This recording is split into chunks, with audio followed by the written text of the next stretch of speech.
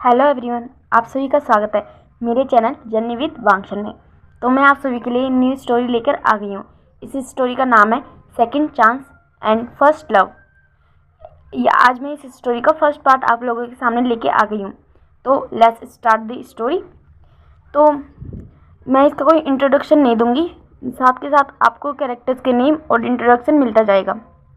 ये स्टोरी एक ईजान स्टोरी होने वाली है। इसमें जान और इबो होंगे कैरेक्टर के रूप में। फिर स्टार्ट करते हैं। तो हमें दिखाया जाता है एक कोर्ट के बाहर। वहाँ पे सब लोग खड़े होते हैं, काफ़ी सारे रिपोर्टर्स, मीडिया, और वो सब लोग बात कर रहे होते हैं कि ये जो केस है ये बहुत ज़्यादा कॉम्प्लिकेटेड है, पता नहीं क्या होगा।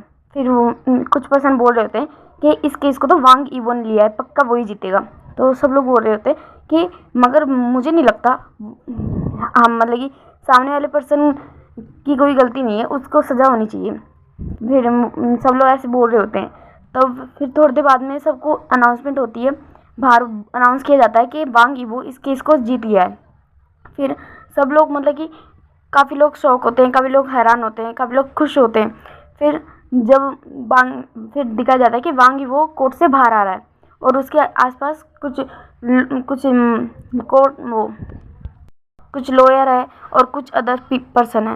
फिर सब लोग आके मतलब कि सारे मीडिया रिपोर्टर सर से वांग इबो से आके पूछने लगते हैं कि सर आप ये केस जीत गए, ये केस तो बहुत ज़्यादा कॉम्प्लिकेटेड था। और फिर मतलब कि कुछ लोग बोल रहे होते हैं कि सर आप मतलब कि आपने जिस क्लाइंट का केस जीता है, हम सबको लगता था कि उसी क्लाइंट ने वो एक्सीडेंट किया है, फिर आप कैसे जीत गए। फिर वांग इबो बोलता है कि अगर उसने एक्सीडेंट किया होता या फिर उसकी कोई गलती होती तो वो अब जेल के अंदर होता, ना कि जेल के बाहर। और मैंने इस केस को जीता है, इसका मतलब वो पर्सन निर्दोष है। फिर सब लोग मतलब वांग इबो की तारीफ़ करने लगते हैं कि वो मतलब कि मिस्टर वांग इबो आज तक कभी कोई भी केस हारे नहीं है। वो काफ़ी फेमस लॉयर है और आज तक उन्होंने जितने भी केस लिए हैं वो एक भी केस को हारे नहीं है। ये सब मीडिया रिपोर्टर बात कर रहे होते हैं। फिर एक पर्सन वांग इबो के पास आता है और बोलता है कि मिस्टर वांग, आप जानते हैं कि जिस पर्सन का केस आपने आज जीता है वो पर्सन कल्प्रिट है, तो फिर आपने उसका केस क्यों लड़ा। सब लोग जानते हैं कि वो कितना बड़ा अपराधी है, उसने ही वो एक्सीडेंट किया है। तो फिर वो बोलता है कि क्या आपने खुद वो एक्सीडेंट होते हुए देखा। मतलब ये वो बोलता है। तो फिर वो होता है कि नहीं, मगर सब मतलब जिन लोगों ने देखा उन लोगों ने गवाही दी है। फिर बोलता है कि मैंने उन सब की गवाही को झूठा प्रूफ किया है, मैंने एविडेंस दिए हैं और गवाही से कुछ नहीं होता, एविडेंस और प्रूफ से होता है। फिर वो पर्सन कुछ नहीं बोलता। फिर ईवो वहाँ से चला जाता है। फिर सब लोग ईवो के बारे में और इस केस के बारे में बात करने लगते हैं। ये केस एक एक्सीडेंट का होता है जहाँ पे एक पर्सन ने किसी का एक्सीडेंट कर दिया होता है ड्रिंकिंग हालत में, और उस केस को वांग इबो ने मतलब लड़ा भी था और जीता भी था। फिर दिखाया जाता है कि वांग इबो एक जगह पे जाता है और फिर मतलब कि वहाँ पे कुछ लोग आते हैं और एक पर्सन आता है और वांग इबो उसको गले लगा लेता है और बोलता है मेरा सन इन लॉ सबसे बेस्ट लॉयर है चाइना का, और उससे आज तक कोई भी हरा नहीं पाया। और फिर वांग इबो बोलता है कि हाँ, मैं एक बहुत ही अच्छा लॉयर हूँ और ये बात मैं जानता हूँ। फिर वहाँ पे एक पर्सन और आता है और बोलता है कि thank you brother in law, आपकी वजह से मैं इसके मतलब कि मैं बच गया, वरना मुझे जेल हो जाती खामखा। फिर बोलता है कि हाँ, मगर आगे से ध्यान रखना, मैं हमेशा तुम्हें नहीं बचाऊँगा। फिर वो पर्सन बोलता है कि हाँ, मैं ध्यान रखूँगा, वो एक्सीडेंट मुझसे गलती से हो गया था, मैंने जानबूझ के नहीं किया था। फिर वांग इबो बोलता है कि हाँ वैन चाओ, मैं जानता हूँ, मगर तुम्हें आगे से इतनी ड्रिंक करके गाड़ी नहीं चलानी चाहिए। फिर बोलता है कि हाँ, मैं ध्यान रखूँगा। फिर मतलब वैन चाओ के फादर वैन वान बोलते हैं वांग इबो से कि हाँ, और तुम काफ़ी अच्छे लॉयर हो, इसी बात का हमें फ़ायदा होता है। तुम कैसे मतलब कि तुम इतने सालों से हमारे साथ काम कर रहे हो, हमें सच में तुमसे बहुत ज़्यादा प्रॉफिट होता है। और फिर बोलता है कि और वेंचिंग भी, मुझे तो बहुत ज़्यादा खुशी है कि मैंने अपनी बेटी की शादी तुम्हारे साथ कराई है। तो फिर बोलता है कि हाँ, और फिर वांग इबो बोलता है कि वेंचिंग मेरा घर पे वेट कर रही होगी और आयुआन भी, तो मुझे जाना चाहिए। तो फिर बोलता है कि हाँ, तुम्हें जाओ, मेरी बेटी और मेरा ग्रैंडसन तुम्हारा वेट कर रहा होगा। तो फिर वो बोलता है कि हाँ। फिर वो इबो वहाँ से चला जाता है। फिर वैन लुहान वैन चाओ से बोलता है कि इस बार तो मैंने उसे मतलब कि ये केस वो जीत गया क्योंकि वांग यीबो हमारे साथ था, और तुम जानते हो कि कितने इल्लीगल काम हम सिर्फ उसकी वजह से कर पाते हैं। फिर वैन चाओ बोलते कि हाँ डैड, मैं जानता हूँ, इस वजह से तो आपने वैनचिंग की शादी उससे कराई है ताकि वो हमेशा हमारी मुट्ठी में रहे। फिर बोलता है कि हाँ। फिर बोलता है वैन लुहान बोलता है कि वो मेरा हुक्म का इक्का है, और तुम जानते हो कि वो एक बहुत ही बेस्ट लॉयर है। वो सही को गलत और गलत को सही साबित करना बहुत अच्छे से जानता है। फिर वैन लुहान बोलता है कि मतलब वैन चाओ बोलता है कि हाँ, इसी वजह से तो मैंने वो एक्सीडेंट किया, और उस एक्सीडेंट के बारे में किसी को पता तक नहीं चलने दिया, मुझे कोई सजा ही नहीं हुई। फिर बोलता है कि हाँ, मगर आगे से ध्यान रखना, किसी को मारने से पहले एक बार सोच लेना। फिर बोलता है कि हाँ, वो तो अच्छी बात है कि हमने ये ड्रंक केस दिखाया, अगर ईवो को पता चलता कि ये मर्डर है तो वो कभी भी तुम्हारा साथ नहीं देता। जानते हो ना कि हम भले ही काले मतलब कि हम इल्लीगल काम ज़रूर करते हैं, मगर ईवो को हमारे हर काम के बारे में पता नहीं है। हम बस उसे उतना ही बताते हैं जितना उसे बताना ज़रूरी है। फिर वो बोलता है कि हाँ। फिर अब सीन शिफ्ट होता है, अब ईवो की साइड दिखाया जाता है कि ईवो घर पे आता है अपने। फिर वो देखता है कि उसके अंकल और ब्रदर और उसकी वाइफ वेंचिंग, वो लोग मतलब कि न्यूज़ देख रहे होते हैं, और वो देख रहे होते हैं कि ईवो के बारे में बताया जा रहा होता है। उसमें काफ़ी बातें अच्छी भी बोली जाती है और कुछ बातें मतलब कि ये भी बोली जाती है कि वैन चाओ एक अच्छा पर्सन नहीं है, और शायद मतलब कि वांग यीबो ने ये केस जीत के अच्छा नहीं किया, मतलब कि अच्छा किया है, पर उन्हें लगता है कि ये केस उन्होंने धोखे से जीता है। कुछ लोग ये भी बोल रहे होते हैं। तो फिर मतलब कि लैन कुरैन सोच रहे होते हैं। फिर वो मतलब जब वान जी को देखते हैं, फिर बोलते हैं कि वान जी तुम आ गए। फिर बोलता है कि हाँ अंकल, मैं आ गया। फिर लैंसचैन भी वान जी के पास आते हैं, बोलते हैं कि तुमने केस में बहुत मतलब कि तुमने बहुत अच्छे से केस लड़ा और तुम जीत गए। फिर बोलता है कि हाँ मैं जीत गया। फिर वेंचिंग बोलती है कि थैंक यू बुक कि तुम्हारी वजह से मेरे ब्रदर ठीक है। फिर बोलता है कि हाँ, और वैसे भी तुम्हारे ब्रदर की कोई गलती नहीं थी, वो बस एक एक्सीडेंट था। फिर बोलता है कि हाँ। फिर वेंचिंग बोलती है कि चलो तुम मतलब कि फ्रेशन अप हो जाओ, मैं तुम्हारे लिए खाना लगा देती हूँ। फिर बोलता है कि ठीक है। फिर वो मतलब कि वो बोलता है कि मेरा बेबी कहाँ पे। फिर बोलता है कि वो तुम्हारे मतलब कि वो अपने रूम में सो रहा है, देख लो, वो तुम्हारा वेट करते करते सो गया। फिर बोलता है कि हाँ मैं जाता हूँ। फिर बोलता है कि वो थक गया है, मैं देखता हूँ, वो अगर जिगेगा तो मैं उसे जगा दूँगा। फिर बोलता है कि हाँ, और नहला के लेके आ जाना, मैं उसके लिए भी खाना बनाती हूँ। फिर बोलता है कि ठीक है। फिर ईबो जाता है, वो देखता है कि उसका बेबी सो रहा है। फिर ईबो उसके पास जाता है और बोलता है आयन बेबी जल्दी उठो, तुम्हें लंच नहीं करना। फिर ऐसे बोलता है। फिर आयन उठ जाता है। फिर वो बोलता है दादा।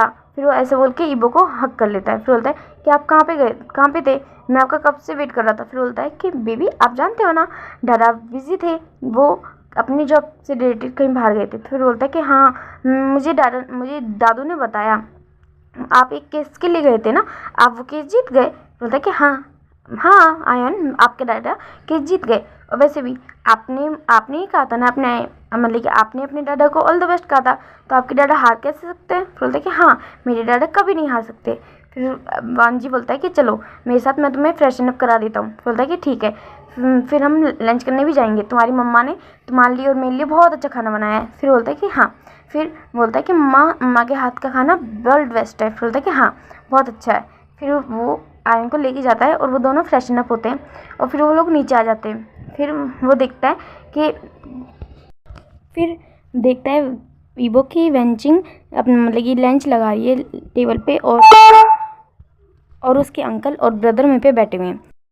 फिर ईबो आयन को लेता है और नीचे जाता है। फिर वो वहीं पे टेबल पे बैठ जाता है और बोलता है खाने की काफ़ी खुशबू आ रही है ना, काफ़ी अच्छी खुशबू आ रही है ना आयन। बोलता है कि हाँ बहुत अच्छी खुशबू आ रही है। फिर बोलता है मम्मा क्या बनाया आज। बोलता है कि मेरे आयन का फेवरेट और उसके दादा का। फिर बोलता है कि ओ, फिर वो खुश हो जाता है, क्लैपिंग करने लगता है। फिर वेंचिंग उन दोनों को खाना सर्व करती है, मतलब उन सभी को खाना सर्व करती है, और फिर वो लोग खाना खाने लगते हैं।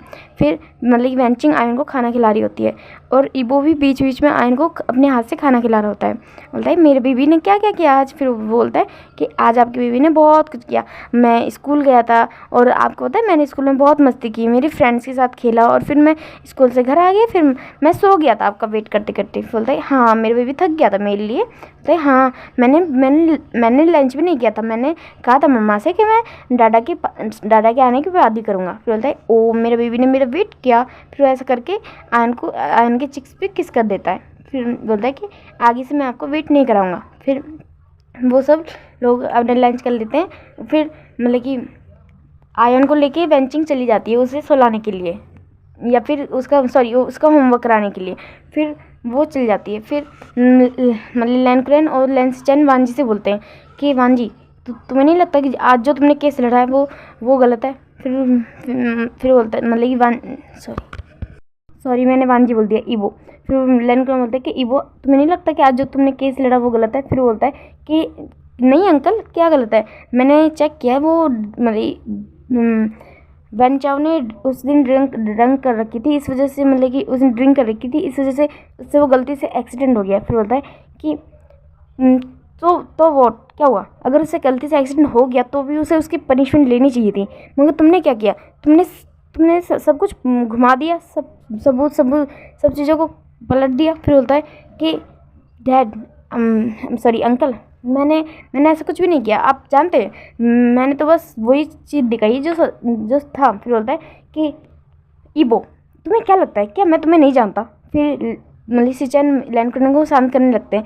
फिर बोलता है कि सिचैन मुझे नहीं अपने भाई को समझाओ, वो पागल होता जा रहा है, पैसों में अंधा होता जा रहा है। फिर पैसे और करियर और इन फेम के चक्कर में वो अंधा हो रहा है, वो सही गलत में अंतर नहीं समझ रहा। फिर ईबो बोलता है कि क्या अंतर अंकल, मैं सही तो कर रहा हूँ, मैंने कुछ भी गलत नहीं किया, मैंने किसी की जान नहीं ली, मैंने किसी का मर्डर नहीं किया। बोलता है कि तुमने ऐसा नहीं किया, तुमने कुछ गलत नहीं किया, मगर गलत के लोगों का साथ देते तुम भी जानते हो कि वैन चाओ कोई अच्छे लोग नहीं है। और तुमने मैं नहीं जानता कि उसने अपनी बेटी की शादी तुमसे क्यों कराई। फिर मतलब कि ये बोलता है कि अंकल प्लीज़ आप शांत हो जाइए, आप भी जानते हैं कि वेंचिंग से शादी करना मेरी खुद की मर्जी थी और मैं उसे पसंद करता हूँ, आप भी जानते हैं मुझे किसी में कोई इंटरेस्ट नहीं था। जब वो अपनी मतलब कि अपनी बेटी का रिश्ता मेरे लिए लेके आए और वेंचिंग, तो मैंने यस कर दिया, क्योंकि वेंचिंग और मैं अच्छे दोस्त भी है, और अगर मुझे किसी के साथ अपनी लाइफ बितानी है तो मैंने सोचा कि वो वेंचिंग क्यों ना हो, इसलिए वजह से मैंने वेंचिंग के लिए हाँ कर दिया था, और मैं उसकी रिस्पेक्ट करता हूँ। तो प्लीज़ आप ऐसा मत करिए। और आप भी जानते हैं कि वेंचिंग कोई गलत पर्सन नहीं है। फिर बोलता है कि मैंने वेंचिंग को कभी गलत नहीं कहा। उसके अंकल बोलते हैं कि वेंचिंग एक अच्छी पर्सन है और मुझे तुम लोगों की शादी से कोई प्रॉब्लम नहीं थी, और ना ही कभी थी और ना ही कभी है। फिर बोलता है कि मुझे प्रॉब्लम तुम्हारी इस काम से है, तुम क्यों उन लोगों का साथ देते हो, फिर तुम ये जानते हुए कि वो लोग गलत है, इलीगल्स वर्क करते हैं। अभी ऐसा मत कहना कि तुम्हें ये सब पता नहीं है, मैं जानता हूँ कि तुम्हें सब कुछ पता है, मगर फिर भी तुम देख के इग्नोर कर देते हो। फिर बोलता है कि अगर गलत करते हैं तो वो लोग करते हैं, मैं कुछ नहीं करता, वो लोग मुझसे बस, मैं एक लॉयर हूँ और वो लोग मुझसे जैसे डॉक्यूमेंट्स या बनाने के लिए बोलते हैं, मैं बस वो बना देता हूँ और कुछ भी नहीं। फिर और आप भी जानते हैं एज ए लॉयर ये मेरा काम है और कुछ भी नहीं। फिर वो ऐसे बोल के वहाँ से चला जाता है। और फिर लैनकुरैन बोलते हैं कि ईबो तुम भी जानते हो कि तुम क्या करते हो क्या नहीं, तुम उन इलीगल्स वर्क में उनका साथ देते हो, उनके लिए लीगल्स डॉक्यूमेंट बना देते हो, इलीगल वर्क को लीगल नाम दे देते हो। फिर मतलब कि लैंसचैन लैनकुरैन को शांत कराते हैं और बोलते हैं कि अंकल प्लीज़ आप शांत हो जाइए। फिर बोलता है कि शांत कैसे हो जाऊँ मैं शांत, एक दिन ये सब चीज़ें इसकी ज़िंदगी बर्बाद कर देगा और मैं तब सिवाय देखने के कुछ नहीं कर पाऊँगा, और मुझे उस दिन अफसोस होगा कि मैंने अपने बच्चे के लिए कुछ किया नहीं। तुम जानते हो कि मैंने कभी शादी नहीं की, मैंने हमेशा तुम दोनों को बड़ा करने में अपना सब कुछ लगा दिया, अपनी हर चीज़, अपने पैसे, अपना करियर, अपने टाइम, सब चीज़ मैंने तुम लोगों को दिया है। और आज अगर ईबो गलत रास्ते पे जा रहे हैं तो मुझे इस बात का अफसोस है, मैं उसे सही रास्ते पे लाना चाहता हूँ, और तुम भी जानते हो जब वक्त आएगा मैं कुछ नहीं कर पाऊँगा। फिर बोलता है कि अंकल तो इंतज़ार करिए, उस वक्त का इंतज़ार करिए जब ईवो को रियलाइज़ होगा कि उसने कितनी बड़ी गलती करी, और उस वक्त हम उसका साथ देंगे। हमें इस वक्त उसका साथ देने की ज़रूरत नहीं है, और ना ही उसे कुछ समझाने की, क्योंकि आप भी जानते हो जो काम वो करता है अब, और जितनी आगे वो बढ़ चुका है, अब वो इस काम से अब वो संभलेगा नहीं, और हमारे कुछ भी कहने से समझाने से वो पीछे नहीं आएगा। फिर बोलता है कि ठीक है, तुम बोल रहे हो मैं वो करने के लिए तैयार हूँ। मैं अब इसके बीच में कुछ भी नहीं बोलूँगा। बस मैं इंतज़ार करूँगा कि किस दिन ये खुद टूट के मेरे पास आएगा और मुझसे बोलेगा खुद को संभालने के लिए। मैं उस दिन इसका साथ दूंगा और इसके साथ खड़ा रहूँगा जब ये सही रास्ते पे आ जाएगा। फिर बोलता है कि हाँ अंकल। फिर वो ऐसे ही लैन को ले जाता है और उसके रूम में ले जाके उसे सुला देता है। फिर खुद मतलब लैन चैन खुद से बोलता है कि ईबो तुम क्यों उस रास्ते पे चले गए। हमारे मॉम डैड हमेशा चाहते थे कि तुम एक सही रास्ते पे चलो, हमेशा अच्छाई के लिए लड़ो, मगर तुम बुराई के लिए लड़ते हो और बुराई को जिताते भी हो। फिर बोलता है कि ना जाने ऐसे कर करके ना जाने तुमने कितने लोगों की बद्दुआएं ले ली है। फिर वो बोलता है कि आई होप कि गॉड तुमसे तुम्हारी इन गलतियों के बदले तुमसे तुम्हारी लाइफ की खुशियाँ ना छीन ले। फिर वो ऐसा बोल के वहाँ से चला जाता है। अब दिखाया जाता है कि लैनवान जी अपने स्टडी रूम में होता है और वो कुछ पेपर्स के रिगार्डिंग वर्क कर रहा होता है। और फिर उसे मतलब कि लैनवान का कॉल आता है और वो उसे कुछ डील्स के बारे में कुछ डॉक्यूमेंट बनाने के लिए बोलता है। फिर बोलता है कि ओके ये काम हो जाएगा आपका और मैं कल आपसे अच्छे से बात कर लूँगा। फिर बोलता है कि ठीक है। फिर मतलब कि अब लैनवान जी सो जाता है। फिर नेक्स्ट डे दिखाया जाता है कि लैनवान जी सुबह सुबह अपने मतलब कि फादर इन लॉ के ऑफिस गया होता है, वेंचाओ के ऑफिस। लैनवान जी की शादी वेंचिंग से 5 साल पहले हुई थी और वो अभी 30 साल का है। फिर अब दिखाया जाता है कि मतलब कि वेंचाओ के ऑफिस में वेंचाओ और वेनलुहान के ऑफिस में वो आता है और फिर वेनलुहान उसे बताता है एक कंपनी के रिगार्डिंग कि उसे उसके लीगल डॉक्यूमेंट्स बनवाने, कंस्ट्रक्शन कंपनी के रिगार्डिंग उसे एक कंपनी बिल्ड करवानी है, तो उसकी कंस्ट्रक्शन के लिए उसे पेपर्स बनवाने हैं। तो मतलब ईवो बोलता है कि ठीक है काम हो जाएगा। तो वो उसे जो टर्म्स एंड कंडीशन बताते हैं तो ईवो बोलता है कि मगर ये तो इलीगल होगा ना।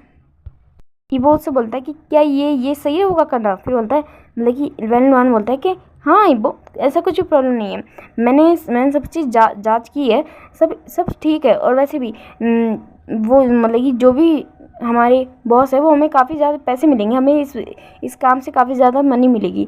और वो ऐसा बोल के ईवो के सामने मतलब कि काफ़ी पैसे भी रख देता है एक बैग। फिर वो बोलता है कि तुम्हें बस ये पेपर बनाने हैं। फिर ईवो मतलब कि उन पैसों को देखता है और बोलता है कि ठीक है आपका काम हो जाएगा। और फिर बोलता है और वैसे भी मैं मतलब कि इसी काम के लिए आपके साथ काम करता हूँ। फिर बोलता है कि हाँ।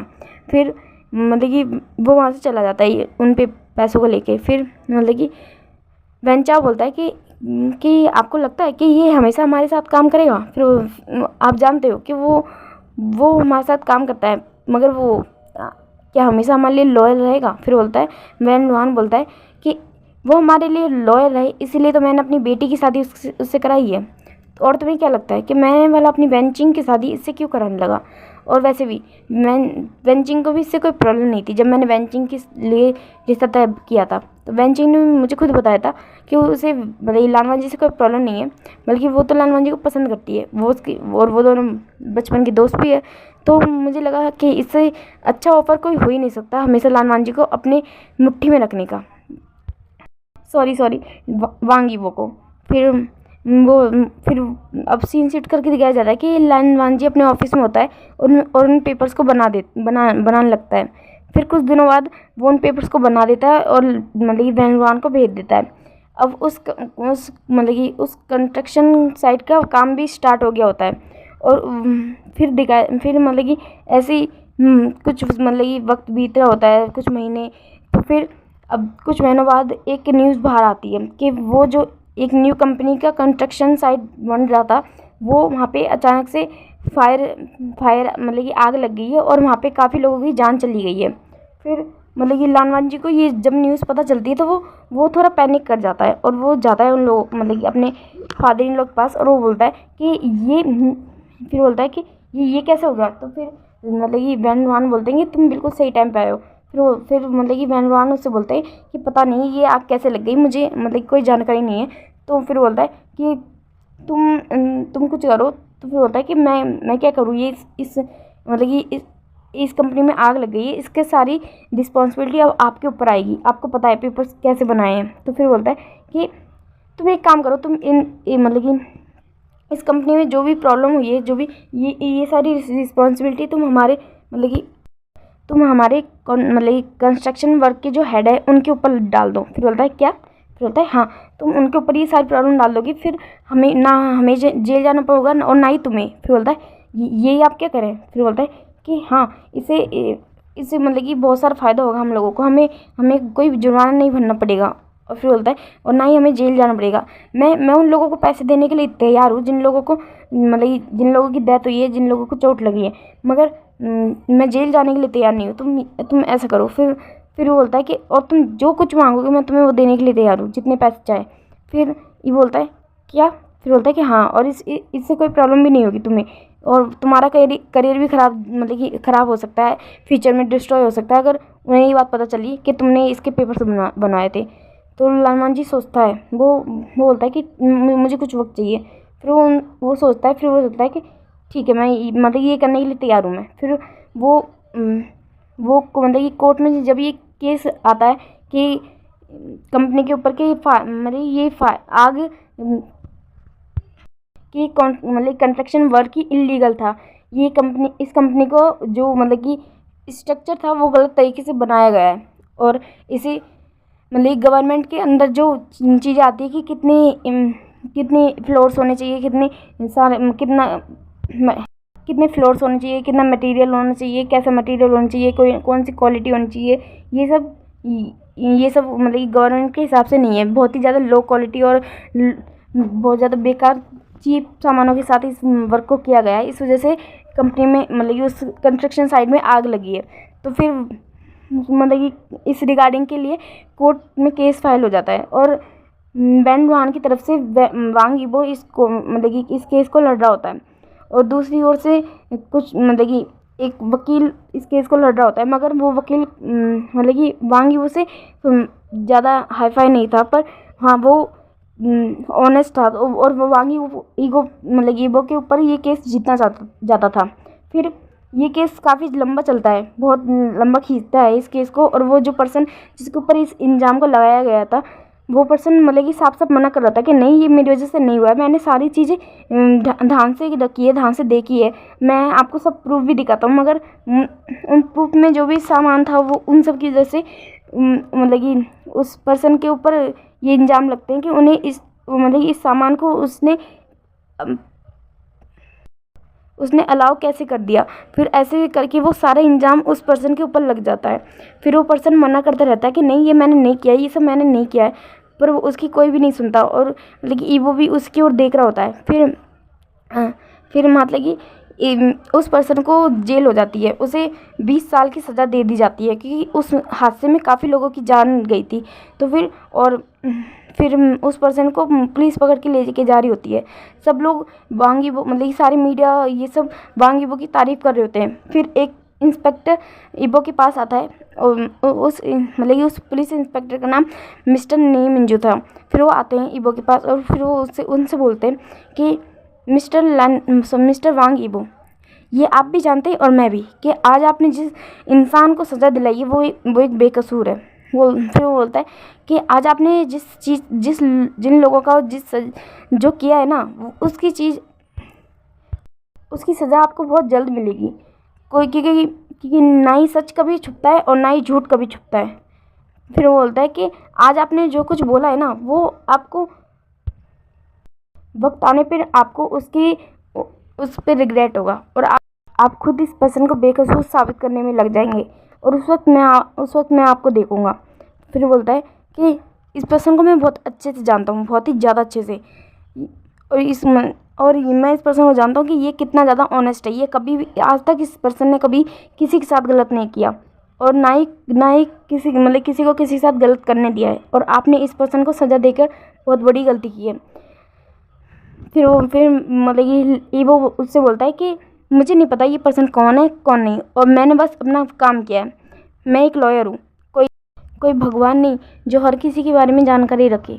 फिर ऐसा बोल के वहाँ से चला जाता है, और फिर मतलब कि नी मिंजू उसे देखते रहते हैं। फिर बोलता है कि तुम्हें एक ना एक दिन बहुत बड़ी ठोकर मिलेगी वो, और उस दिन मैं उम्मीद करूँगा कि वो ठोकर तुम्हें सही रास्ते पे ले आए। अब दिखाया जाता है कि वो जो पर्सन जिसको जेल जेल मतलब 20 साल की सज़ा सुनाई गई थी, उस पर्सन को वो लोग जेल मतलब पुलिस वाले जेल में ले जाते हैं। और फिर मतलब कि उस पर्सन की मतलब नीम मंजू उस पर्सन को बहुत अच्छे से जानता था, तो वो उस पर्सन की फैमिली को कॉल करता है। मतलब कि उसकी फैमिली के बारे में सबको पता था, मगर और उसकी फैमिली को भी सब कुछ पता था, मगर उसका एक बेटा है जो यहाँ पे नहीं है, और उसे नीम मंजू कॉल करते हैं और यहाँ पे जो भी कुछ हुआ वो सब बताते हैं। फिर वो जो पर्सन था वो जल्द से जल्द यहाँ पे आने की कोशिश करता है, बोलता है कि मैं जल्द से जल्द यहाँ पे आ रहा हूँ। फिर वो यहाँ पे आता है। फिर मतलब कि वो मतलब कुछ दिन हो जाते हैं, 2 दिन हो जाते हैं इस बात को। फिर वो पर्सन आता है और नीम मंजू से मिलता है, और फिर मतलब कि नीम मंजू से सब बताते हैं। वो बोलते हैं कि शुयांग ये सब मतलब कि तुम्हारे डैड के फंसाने की कोशिश की गई है पूरी तरह से, और इसके लॉयर मिस्टर वांग ईबो थे। और मतलब कि जो शुयांग होता है उसकी लाइफ में बस उसके फादर होते हैं, और उसकी एक छोटी बहन होती है, और कोई भी नहीं होता उसकी लाइफ में। और उसके फादर को इस कंडीशन में देख के शुयांग को बहुत ज़्यादा गुस्सा आता है। और मतलब कि जो शुयांग था वो एक आर्मी ऑफिसर था, और उसे मतलब कि हद से ज़्यादा इस बात पे गुस्सा था कि उसके डैड के ऊपर किसी ने फ्रॉड का इल्ज़ाम लगाया है। तो फिर वो तय कर लेता है कि वो उस पर्सन को नहीं छोड़ेगा जिसने भी उसके डैड के ऊपर ये मतलब घटिया इल्ज़ाम लगाया है। और वो अपने डैड से बोलता है कि डैड आप मतलब कि मैं वादा करता हूँ कि आपको इस जगह से मैं बाहर ज़रूर निकालूंगा, और मैं उस पर्सन को नहीं छोड़ने वाला। फिर वो मतलब उसके डैड बोलते हैं कि नहीं, तुम उस पर्सन को कुछ भी नहीं करोगे, मुझे बस यहाँ से बेकसूर होकर बाहर निकलना है, मुझे किसी से कोई पंगा नहीं लेना। फिर बोलता है कि मैं उस इंसान को नहीं छोड़ूंगा, और ऐसा बोल के वो वहाँ से चला जाता है। फिर वो मतलब कि वकील के पास जाता है, लॉयर्स के पास जाता है, मगर कोई भी इस केस को लड़ने के लिए तैयार ही नहीं था, क्योंकि वांग यीबो एक चाइना का सबसे बड़ा लॉयर था, और मतलब कि उसके सामने खड़े होने की हिम्मत कोई नहीं रखता। और ऑलरेडी वो केस हार चुके हैं, और सारे सबूत वांग यीबो के पास है। उसने इस तरह सबूतों को घुमाया है कि कोई भी उसके डैड मतलब उस शुयांग के डैड को बेकसूर साबित नहीं कर सकता। फिर शुयांग बहुत सारे लोगों के पास जाता है, मगर उसे कोई भी लॉयर नहीं मिलता। और इन सब में कोर्ट के वकीलों के चक्कर लगाते लगाते मतलब कि 2 महीने बीत जाते हैं शुयांग को। और फिर उसे एक दिन मतलब कि वो अपने घर पे बैठा होता है, फिर उसे न्यूज़ मतलब कि उसे एक कॉल आता है, वो नीम मंजू का कॉल होता है। और फिर उस कॉल को सुन के मतलब कि शुयांग बहुत ज़्यादा शॉक होता है, और वो उसका फ़ोन उसके हाथ से गिर जाता है, और वो दौड़ते हुए कहीं जाने लगता है। फिर मतलब कि थोड़ी देर बाद में दिखाया जाता है कि शुयांग पुलिस स्टेशन में गया होता है, और उसे मतलब कि नीम मंजू एक जगह पे लेके जा रहे होते हैं। फिर नीम मंजू बोलते हैं कि आई एम सॉरी, प्लीज़ हमें माफ़ करना। और फिर वो उसे उस जगह पे लेके जाते हैं, और फिर दिखाया जाता है कि मतलब कि शुयांग के डैड ने सुसाइड कर ली होती है, क्योंकि मतलब कि शुयांग के डैड को ये बर्दाश्त नहीं हो रहा होता है कि उन्हें हर कोई मतलब कि घटिया इंसान उसे फ्रॉड और ना जाने क्या क्या बोलते हैं, ये बर्दाश्त नहीं हो रहा होता है, क्योंकि आज तक शुयांग के डैड ने कभी कुछ गलत नहीं किया होता है, और उनकी सारी इतने सालों की कमाई हुई इज्जत एक पल में मिट्टी में मिल गई, और सब लोग उन्हें घटिया और गिरा हुआ पर्सन समझते हैं। तो इस जिल्लत को वो बर्दाश्त नहीं कर पाए, और उन्होंने सुसाइड कर ली। फिर मतलब कि स्वयं अपने डैड को देखता है, और मतलब वहाँ पे नीचे बैठ जाता है, और फिर वो अपने डैड को टच करता है, और फिर ज़ोर से चिल्लाता है, मिस्टर वांग ईबो। वो ईबो का नाम बहुत ज़ोर से लेता है, और बोलता है मैं तुम्हें नहीं छोड़ूंगा। फिर वो अब सीन शिफ्ट करके दिखाया जाता है कि मतलब कि शुयांग अपने डैड का फ्यूनरल कर रहा होता है, और उसकी सिस्टर भी उसके साथ होती है। उसकी सिस्टर का नाम मिंग होता है। फिर मिंग और शुयांग अपने डैड का फ्यूनरल करते हैं, और वो बहुत ज़्यादा रो रहे होते हैं। शुयांग सबसे ज़्यादा मतलब शुयांग की आंखों में कोई आंसू नहीं आता, मगर उसकी आंखों में हद से ज़्यादा गुस्सा था, वो भी वांग यीबो को लेकर। और वो अपनी बहन को संभाल रहा होता है, क्योंकि उसकी बहन बहुत ज़्यादा टूट गई होती है अपनी डैड को इस कंडीशन में देखकर। वो ऑलरेडी अपने डैड को जेल में देख कर बर्दाश्त नहीं कर पा रही होती है, और अब उसके डैड जब उसके बीच में नहीं रहे तो वो बहुत ज़्यादा टूट गई होती है, क्योंकि उसके डैड और उसके ब्रदर के अलावा उसकी लाइफ में कोई भी नहीं था। तो फिर अब और उसके मतलब कि उसके डैड के फ्यूनरल में भी बहुत कम लोग आए हुए होते हैं, क्योंकि सबको लगता है कि उसके मतलब कि शुयांग के डैड एक बुरे इंसान थे, तो इस वजह से कोई भी उसके फ्यूनरल में नहीं आया होता है। बस शुयांग उसकी बहन और मिस्टर नी मंजू। फिर अब क्योंकि नीमिंजू शुयांग को कैसे जानते हैं अब ये बता देते हैं, क्योंकि नीमिंजू मिंग को पसंद करते हैं और उनकी इंगेजमेंट हो गई है, उनकी शादी उनकी मतलब फ्यूचर में उनकी शादी होने की तय हुई थी। तो अभी उस बीच में ये सब हो गया। तो फिर अब जो शुयांग होता है वो मिंग को घर पे लेके आ जाता है और वो मतलब कि नीमिंजू से बोल देता है कि तुम मेरी बहन का ध्यान रखना, मैं अभी आता हूँ। फिर मतलब कि नीमिंजू उसका हाथ पकड़ते हैं और बोलते हैं कि तुम कहाँ जा रहे हो। फिर बोलता है कि नहीं, मुझे कुछ काम है, मैं अभी आ रहा हूँ। फिर वो तुम प्लीज़ मेरी बहन का ध्यान रखना और हो सके तो उसे अपने घर पे ले जाओ, वहाँ पे मतलब कि तुम और नी हुसैन प्लीज़ उसका ध्यान रखना। नी हुसैन यहाँ पे नहीं, उसकी डैड के फिनर में नहीं आया था कि उसे कुछ काम था, वो अपने पेपर मतलब कि उसे कॉलेज में अपने पेपर देना था और मतलब कि नीमिंजू का भाई अभी कॉलेज में है इस वजह से। तो फिर बोलता है कि ठीक है, मैं ध्यान रख लूँगा मिंग का, तुम्हें टेंशन लेने की कोई ज़रूरत नहीं है। फिर शुयांग वहाँ से निकल जाता है और वो हद से ज़्यादा गुस्से में होता है कि आज उसने अपने डैड को खो दिया और इस वजह से शुयांग बहुत ज़्यादा गुस्से में होता है और कहीं जा रहा होता है। अब दूसरी तरफ का सीन दिखाया जाता है कि लानवांजी सॉरी ईबो और वेंचिंग आज बहुत ज़्यादा खुश होते हैं क्योंकि आज उनकी वेडिंग एनिवर्सरी होती है और मतलब कि लैनकुरैन और लेंसचैन ने उनसे मतलब बाहर जाके सेलिब्रेट करने के लिए बोला होता है। तो और मतलब कि ईबो भी वेंचिंग को लेके बाहर आया होता है उसे ये मतलब कि अपनी एनिवर्सरी सेलिब्रेट कराने के लिए। तो फिर वेंचिंग और ईबो बहुत ज़्यादा खुश होते हैं आज। ईबो उसे मतलब कि एक जगह पे लेके आया होता है जहाँ पे कोई भी नहीं होता, वो पूरी जगह खाली होती है और वो मतलब कि उसकी कार के ऊपर वो एक केक रखता है और वहीं पे उसे वेंचिंग को काटने के लिए बोलता है और वो दोनों वहीं पे साथ में उस केक को काटते हैं और फिर मतलब कि वेंचिंग उसे हैप्पी एनिवर्सरी बोलती है और ईबो भी उसे हैप्पी एनिवर्सरी बोलता है और फिर वेंचिंग ईबो को गले लगा लेती है। फिर ईबो भी उसे हक कर लेता है और फिर मतलब वो दोनों स्माइल कर रहे होते हैं और फिर वेंचिंग उससे बोलती है कि हम हमेशा ऐसे ही साथ रहेंगे ना। फिर ईबो बोलता है कि हाँ, हम हमेशा ऐसे ही साथ रहेंगे। फिर ईबो मतलब कि वेंचिंग उससे बोलती है कि मैं आज मतलब कि गॉड से विश मांगती हूँ कि तुम हमेशा अपनी लाइफ में खुश रहो। फिर मतलब कि ईबो बोलता है कि मैं ही क्यों, तुम भी खुश रहोगी। और फिर वो ऐसा बोल के उसे और भी टाइटली गले लगा लेता है। फिर अब मतलब कि वेंचिंग कुछ देखती है, फिर वो देखती है तो वो मतलब कि उसे कुछ समझ नहीं आता और वो अब मतलब कि अपने आप को टर्न कर लेती है। फिर ईबो ये देखता है कि उसने मतलब कि ईबो को अपने साथ टर्न कर लिया है। तो वो देखता है कि अचानक से एक शूटिंग की आवाज़ आई होती है, एक गन फायर की आवाज़ आती है। तो वो वेंचिंग को देखता है, फिर मतलब कि वेंचिंग बहुत मतलब कि ज़ोर से चिल्लाती है और उसकी बाहों में फ्लैट हो जाती है। फिर वो वेंचिंग को देखता है, फिर बोलता है वेंचिंग। फिर वो सामने देखता है तो वो देखता है कि मतलब कि शुयांग ने उसके ऊपर फायर कर दिया होता है वेंचिंग के ऊपर और वो वेंचिंग का मतलब वेंचिंग के पीठ पे अपना हाथ लगाता है और उसे देखता है तो मतलब कि उसके पीठ पे से ब्लड निकल रहा होता है और उस खून को देख के वो ज़्यादा हैरान होता है। फिर वेंचिंग उससे बोलती है कि आई लव यू ईबो। फिर वो ऐसे बोल के बोलती है कि तुम अपनी लाइफ में खुश रहना ऐसा बोल के वो वहीं पे उसकी बाहों में नीचे गिर जाती है। फिर मतलब कि ईबो उसे संभालता है, फिर बोलता है वेंचिंग उठो वेंचिंग। फिर ऐसा बोल रहा होता है मगर वेंचिंग बिल्कुल नहीं उठ रही होती है। वो उस मतलब कि उस वक्त वेंचिंग की डेथ हो जाती है। फिर मतलब कि शुयांग उसकी ओर आ रहा होता है, वो एक मतलब कार में बैठा हुआ होता है और फिर मतलब लानवांजी की ओर आ रहा होता है। फिर लानवांजी मतलब कि उसे कुछ समझ नहीं आता, वो वहीं पे खड़ा होता है। फिर शुयांग उसे उसकी मतलब कार से बहुत ज़्यादा ज़ोर से हिट कर देता है वांजी को और वांजी बहुत दूर जाके गिरता है और वेंचिंग साइड में पड़ी हुई होती है। फिर मतलब कि वांजी वेंचिंग की ओर ही देख रहा होता है और फिर मतलब कि वेंचिंग की ओर अपना हाथ करके वहीं पे बेहोश हो जाता है।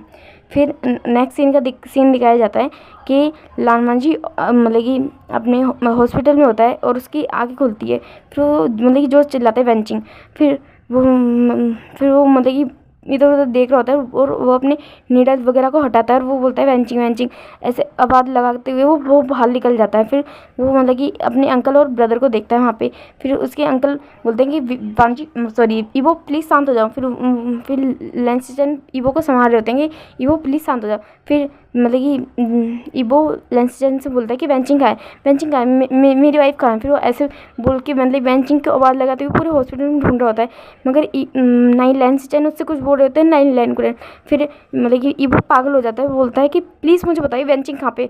फिर मतलब कि लैन को बोलते हैं कि नहीं है वो फिर मतलब कि वांजी लैन की बात सुनते हैं, बोलता है कि नहीं है वो नहीं रही, वो मर गई। फिर कि नहीं अंकल आप ये क्या बोल रहे हैं, वो मेरी वाइफ है, वो मुझे छोड़ कर नहीं जा सकती, आप ये क्या बोल रहे हैं। फिर बोलता है कि भांजी वेंचिंग नहीं है और प्लीज़ अपने आप को संभालो। फिर बोलता है नहीं आप लोग झूठ बोले, वेंचिंग कल थी मेरे पास, वो सही सलामत थी, उसे कुछ नहीं हुआ था। फिर बोलता है कि भांजी अपने आप को संभालो, वो मर चुकी है, वो नहीं है।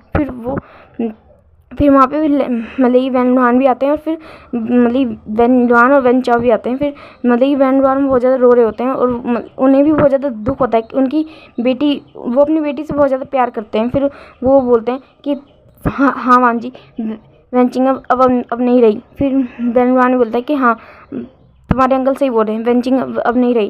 बोलते हैं कि नहीं अब आप सब लोग मजाक कर रहे हैं ना, वेंचिंग को नहीं हो सकता, वो गोली तो मुझे लगने वाली थी ना, वेंचिंग क्यों सामने आ गई, वो ऐसा बोल रहा होता है।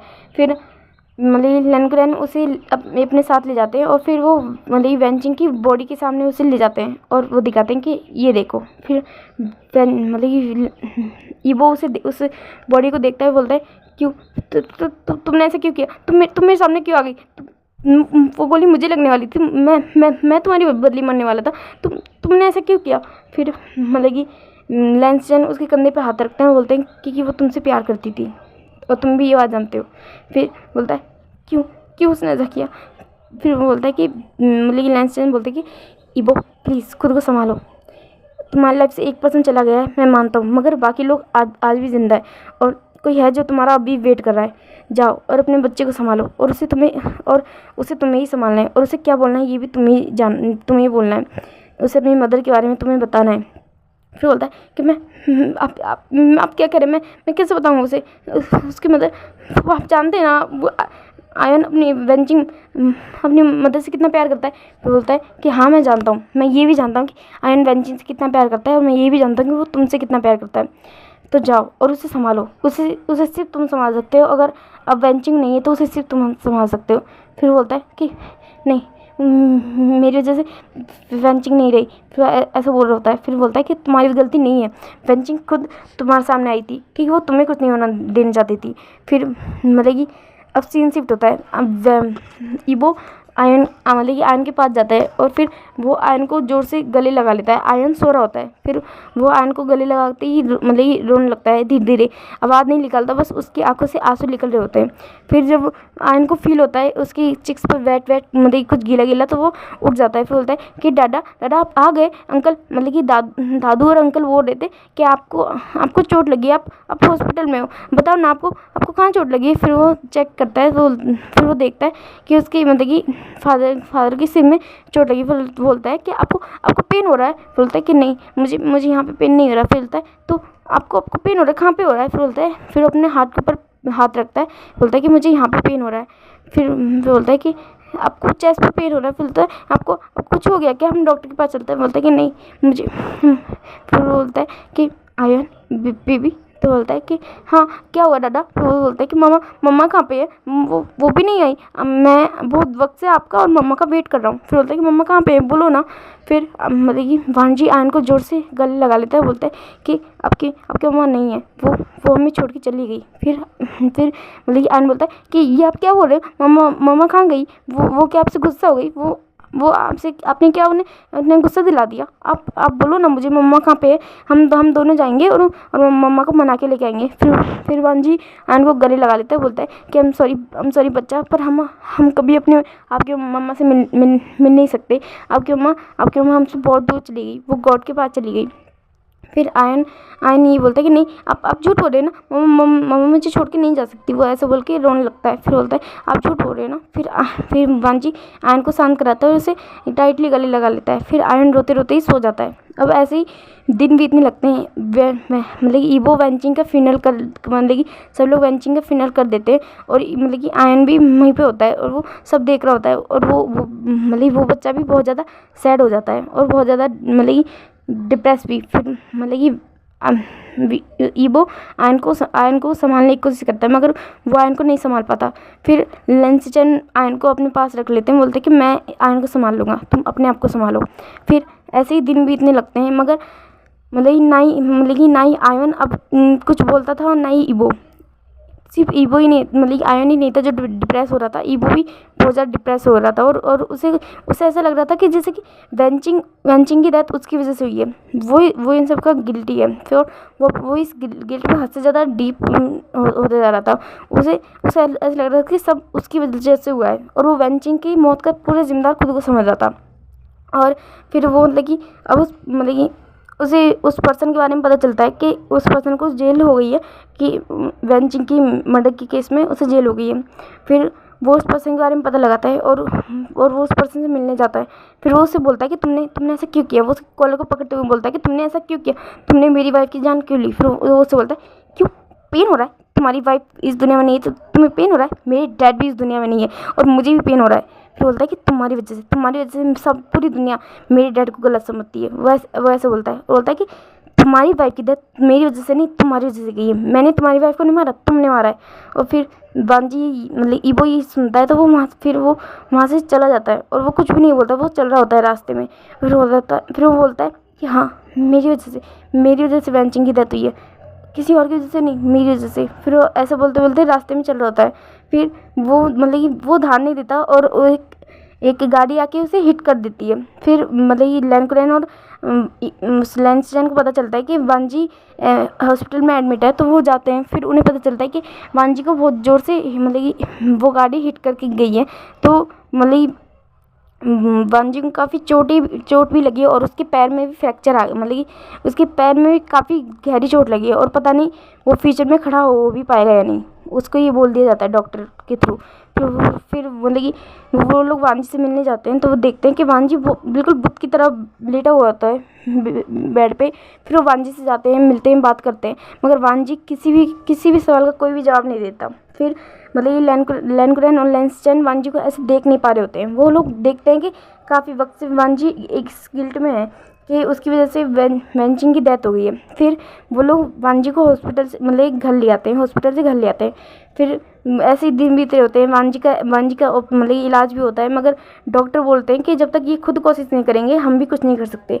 फिर लेंसिचन जाते हैं और किसी मतलब कि एक डॉक्टर से बात करते हैं। फिर वो वहाँ पे एक डॉक्टर होते हैं मैंगियाओ, जो मतलब कि ईबो का इलाज कर रहे होते हैं। फिर सॉरी गाइस, मैं आप लोगों को बताना भूल गई, ये एक ओमेगा वर्स है और इसमें लानवांजी अल्फ़ा है, वेंचिंग ओमेगा थी और लेंसिचन भी एक अल्फ़ा है और मैंगियाओ एक ओमेगा है और हमारा जान एक ओमेगा है। तो फिर अब दिखाया जाता है कि लेंसिचन जब मैंगियाओ के पास जाते हैं और उनसे ईबो के बारे में बात करते हैं, तो बोलते कि मैंगियाओ ने बताता है कि आपका ब्रदर बहुत ज़्यादा डिप्रेशन में जा रहा है, उसे गिल्ट है हद से ज़्यादा और ये डिप्रेशन उसे अंदर से तोड़ रहा है और इस वजह से वो खड़े होने की कोशिश तक नहीं करता। फिर बोलता है कि मैं क्या कर सकता हूँ। फिर बोलता है कि मैं किसी पर्सन को जानता हूँ, वो एक डॉक्टर है, मतलब कि इंटर्न कर रहा है अभी, वो एक मतलब कि कॉलेज में पढ़ता है और वो इंटर्न कर रहा है, तो और मतलब कि उसका लास्ट ईयर है। तो फिर बोलता है कि मैं उस पर्सन को जानता हूँ, वो काफ़ी अच्छा है ऐसे इमोशनल पर्सन को कैरी करने में, वो उन लोगों को ज़्यादा अच्छे से संभाल पाता है और समझ पाता है। फिर बोलता है कि मैं आपको उस पर्सन का नाम बता देता हूँ, उस पर्सन का नाम है जान, डॉक्टर जान। वो बहुत ही ज़्यादा अच्छा है अपने पेशेंट के साथ, आप चाहे तो उनकी हेल्प ले सकते हैं। फिर बोलता है कि क्या वो पर्सन मुझे मिल सकते हैं। फिर बोलता है कि वो वैसे तो नॉर्मली काम करते हैं, पर मैंगियाओ बोलता है कि आपके ब्रदर को उन्हें ट्रीट करने के लिए आपके घर जाना होगा, मगर मुझे नहीं लगता कि वो आपके घर जाने के लिए मानेंगे। Okay guys, thank you very much. आगे की स्टोरी हम नेक्स्ट पार्ट में आगे स्टार्ट करेंगे और मैंने अभी तक सिर्फ लानवांजी और विंग के ऊपर ही FF किया है, इस वजह से मेरे मतलब बीच बीच में मैं ईबो को वांजी बोल देती हूँ, तो इसके लिए सॉरी। और प्लीज़ आपको ये स्टोरी पसंद आए तो इसे लाइक कमेंट सब्सक्राइब ज़रूर करिएगा।